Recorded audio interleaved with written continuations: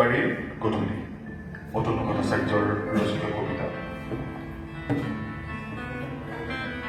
জালুকবাৰীত মোৰ এটা সাধ্য ভ্ৰমণৰ বাসনা থাকি যায়।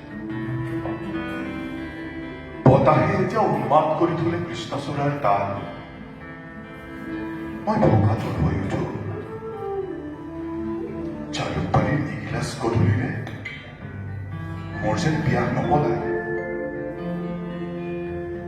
দিনৰ ব্যস্ততা শেষ হলে জালুকবাৰী অকলশৰীয়া হয়।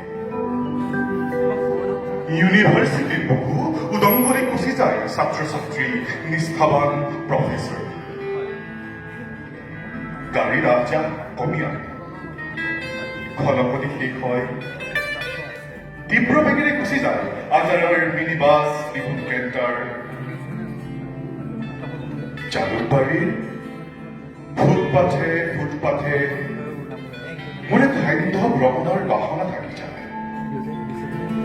ৰৈ যায় এক অদম্য অভিলাষ মাৰ্কেটত জোক পতাই থাকি লোৱাৰ, সান্ধ্য আড্ডাৰ মাজে মাজে খোজকাঢ়ি ফুৰা। হোষ্টেলৰ কোনো অভ্যস্ত আৱাসীৰ দৰে মই কেণ্টিনত সোমাওঁ আৰু ৰোমাঞ্চিত হৈ উঠো। বন্ধুৰ মুখামুখি হওঁ, মাত লগাই গুচি যায় বাছৰ চালক, চিনাকি কণ্ডাক্টৰ।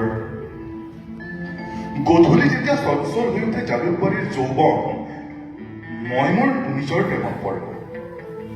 চকুৰ পানীত যেন ডুবি যায় মোৰ বেদনাকাতৰ মন। জালুকবাৰীৰ অলিয়ে গলিয়ে মোৰ এটা সাধ্য ভ্ৰমণৰ বাসনা থাকি যায়। মই ভেগাবন্ধ হৈ ঘূৰি ফুৰোঁ ষ্টেট বেংক চকৰ পৰা RCC4।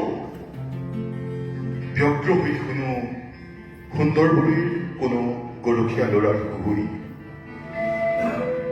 গধূলি যেতিয়া অন্ধকাৰে ঢাকি ধৰে জালুকবাৰীৰ আকাশ, বাছ ষ্টেণ্ডৰ দাঁতিৰ এজোপা আজাৰৰ তলত মই ঢলি পৰোঁ। বাকী দিওঁ মোৰ ক্লান্তি, অৱসাদ। ঘৰুৱা বাছলৈ ৰৈ ৰৈ মই ৰেলিঙত বহোঁ আৰু এজানে হাজাৰ কওঁ, নাহিবা নাহিবা।